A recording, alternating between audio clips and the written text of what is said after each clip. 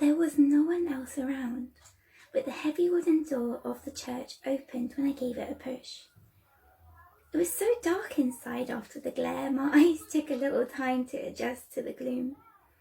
The air was a few degrees cooler than the heat outside, and had that churchy smell of dust mingling with incense. Alone in God's house, I was acutely aware of the irreverent flap of my sandals as I walked up the steps to the raised chancel. I was staring at the giant, impassive face of Jesus, praying my grades were going to be okay, when suddenly, magically, the apse filled with light. Spinning round, I was startled to see a lanky guy about my own age standing beside a box on the wall where you could put a coin in to turn the lights on. Damp brown hair swept back from his face. He was even more inappropriately dressed than me, in running shorts, a vest and trainers. There was a moment when we could have smiled at one another or even said something, but we missed it, and we both self-consciously turned our attention to the huge dome of golden mosaic, and the light went out again with a loud clunk, as decisively and unexpectedly as it had come on.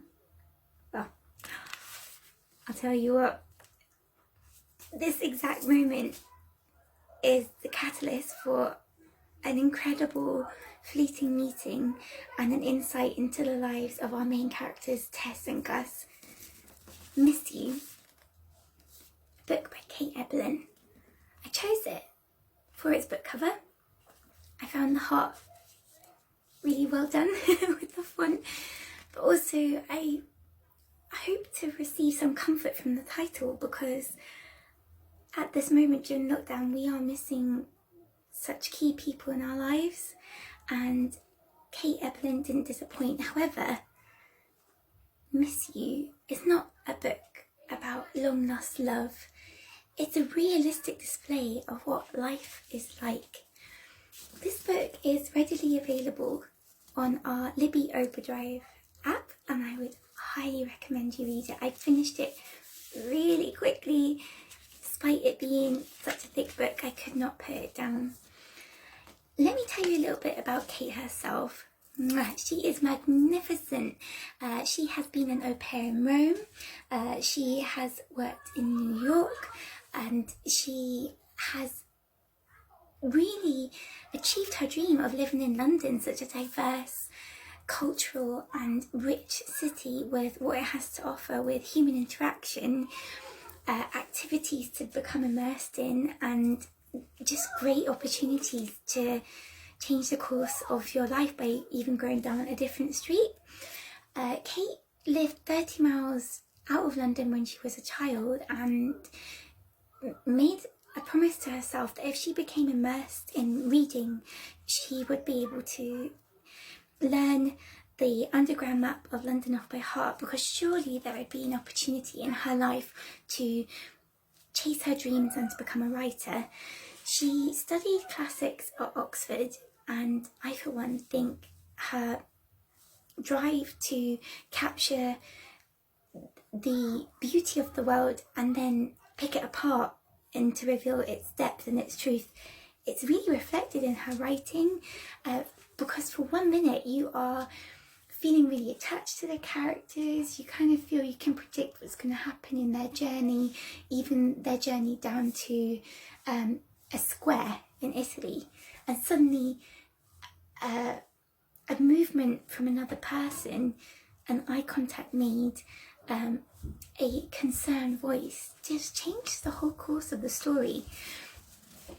This book is incredible because you see how, as much as you're told that you can dictate your future, Kate doesn't shy around from the knowledge that it's actually circumstances and who you know that really direct the course of your career, your living arrangements, and even your love life.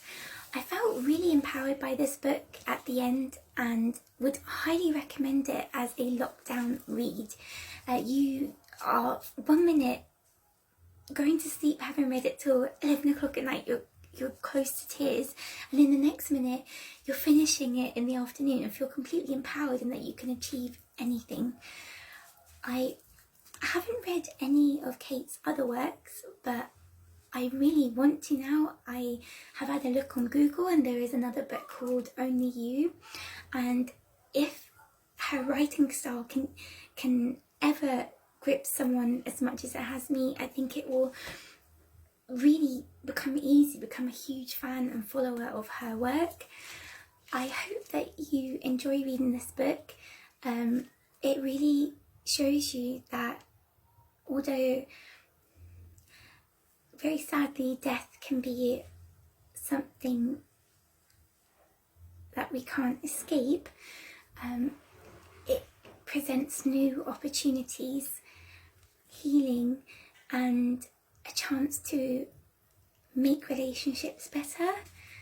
And also the book sheds light on what is the perfect course to love, and how magical it is that we are at night looking up at the same stars and someone out there, the right person, is out there for you, possibly doing the same, but now might not be the right time to meet them because so much has to unfold in your own life's journey.